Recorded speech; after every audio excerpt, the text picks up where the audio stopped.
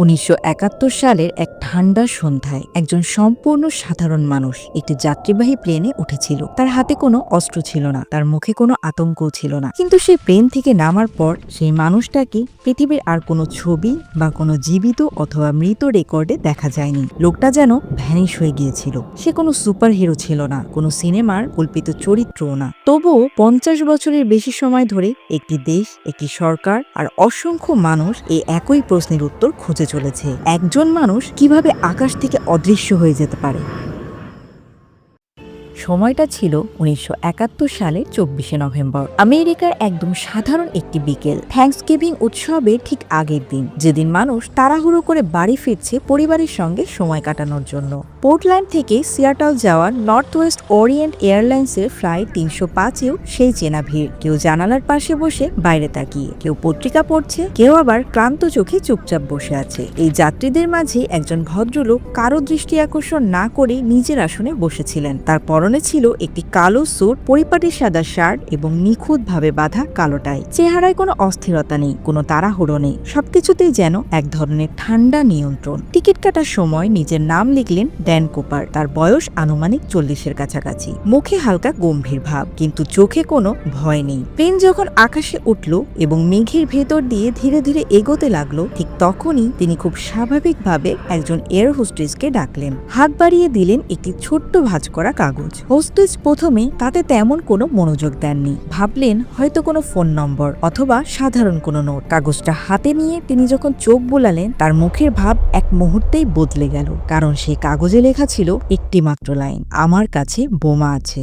Cooper খুব শান্তভাবে বললেন তিনি প্লেন হাইজ্যাক করেছেন। কোনো চিৎকার নেই, কোনো অস্ত্র দেখানো নেই, শুধু ঠান্ডা মাথার আত্মবিশ্বাস। তার দাবি ছিল স্পষ্ট, $2 লাখ, 4টি প্যারাশুট এবং সিয়াটলে নিরাপদে অবতরণ। প্লেন থামানো হলো সিয়াটলে। কোনো চিৎকার নেই, কোনো বিশৃঙ্খলা নেই। একজন একজন করে সব যাত্রীকে নামিয়ে দেয়া হলো। প্লেনের ভেতরটা ধীরে ধীরে ফাঁকা হয়ে গেল। শেষ পর্যন্ত সেই বিশাল আকাশের মাঝে উড়ে চলা প্লেনটিতে রয়ে গেল শুধু একজন মানুষ, ড্যান কুপার। পাইলট আবার ইঞ্জিন চালু করলেন। প্লেন ধীরে ধীরে রানওয়ে ছেড়ে অন্ধকার আকাশে উঠতে লাগলো। কিন্তু এবার কেউ জানতো না এই প্লেন কোথায় যাচ্ছে। রাত নেমে এসেছে, বাইরে ভারী বৃষ্টি। মেঘে ঢাকা আকাশে প্লেন এগিয়ে চলেছে নিঃশব্দে। ভেতরে কুপার চুপচাপ বসে আছেন। তার মুখে কোনো তাড়াহুড়ো নেই, কোনো ভয় নেই। মনে হচ্ছিল যেন তিনি এই মুহূর্তটার জন্য অনেক দিন অপেক্ষা করেছিলেন। কিছুক্ষণ পর তিনি ধীরে ধীরে উঠে দাঁড়ালেন। হেঁটে গেলেন প্লেনের পেছন দিকে দরজার কাছে।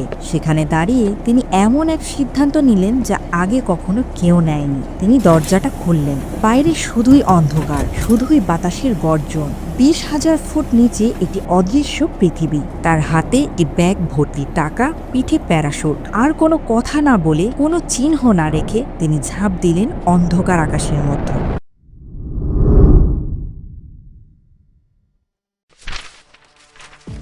এরপর শুরু হলো একটি অনুসন্ধান যা আমেরিকার ইতিহাসে সবচেয়ে দীর্ঘ আর সবচেয়ে রহস্যময় অনুসন্ধানগুলোর একটি। FBI নামলো মাঠে, সঙ্গে স্থানীয় পুলিশ, স্বেচ্ছাসেবক দল, এমনকি সাধারণ মানুষও। বনে তন্ন তন্ন করে খোঁজা হলো। পাহাড়ের ঢাল, নদীর তীর, গভীর জঙ্গল, কিছুই বাদ রাখা হয়নি। হেলিকপ্টার উঠছে আকাশে, মানুষ হেঁটেছে কাদা আর বৃষ্টির মধ্যে। দিন কেটেছে, রাত কেটেছে, কিন্তু কোথাও কোনো দেহ পাওয়া গেল না, কোনো প্যারাশুটও পাওয়া গেল না, একটি জুতার দাগ পর্যন্ত নয়। মনে হচ্ছিল ড্যান কুপার এই পৃথিবী থেকে মুছে গেছে। সময় গড়াতে লাগলো। মাস পেরিয়ে বছর হলো। নতুন সূত্র এলো, আবার হারিয়ে গেল। আর ঠিক 9 বছর পরে 1980 সালে একটি নদীর ধারে হঠাৎ করেই পাওয়া গেল কয়েকটি পুরনো ডলারের নোট। নোটগুলোর নম্বর কুপারের টাকার সঙ্গেই মিলে গেল, কিন্তু তাতেও সব প্রশ্নের উত্তর পাওয়া গেল না। এই টাকাগুলো কি একটি দুর্ঘটনার চিহ্ন, নাকি ইচ্ছাকৃতভাবে রেখে যাওয়া কোনো সংকেত? ডিবি কুপার কি সেই রাতেই মারা গিয়েছিল, নাকি সে বেঁচে থেকে নীরবে হারিয়ে গিয়েছিল মানুষের ভিড়ে? সে কি ছিল একজন সাধারণ মানুষ যে ভাগ্যের উপর বাজি ধরেছিল, নাকি একজন প্রশিক্ষিত প্যারাট্রুপার যে জানতো ঠিক কোথায় কখন ঝাঁপ দিতে হয়? সে কি সব টাকা নিয়ে নতুন জীবন শুরু করেছিল, নাকি অন্ধকার আকাশেই তার গল্পের শেষ হয়ে গিয়েছিল? এই প্রশ্নগুলোর কোনো নিশ্চিত উত্তর আজও নেই। ডিবি কুপারের গল্প এখানেই থেমে যায় না, বরং এখান থেকেই তা শুরু হয়। ড্যান কুপারের গল্প শুধু একটি হাইজ্যাকের গল্প নয়, এটা মানুষের কৌতূহলের গল্প, অজানার প্রতি টানের গল্প। কিছু প্রশ্নের উত্তর কখনো পাওয়া যায় না, আর ঠিক সেখানেই গল্পগুলো অমর হয়ে যায়। হয়তো কোপার মারা গেছে, হয়তো সে বেঁচে ছিল বহু বছর, কিন্তু তার সবচেয়ে বড় সাফল্য ছিল সে আমাদের মনে একটি প্রশ্ন রেখে গেছে, একজন মানুষ কিভাবে পুরো পৃথিবীর চোখের সামনে অদৃশ্য হয়ে যেতে পারে। আজও যখন কোনো প্লেন আকাশে ওড়ে, কেউ না কেউ মনে করে হয়তো কোথাও ডিবি কুপারের গল্পের একটি অংশ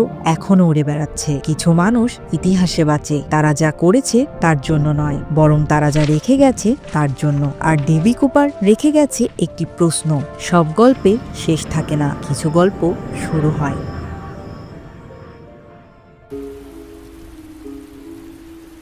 Thanks for watching. Please follow our page if you are watching from Facebook or subscribe to our channel if you are watching on YouTube. গল্পটি আপনার কেমন লেগেছে কমেন্ট করে জানাবেন। Also, please share it with your friends. দেখা হবে next গল্পে। ধন্যবাদ।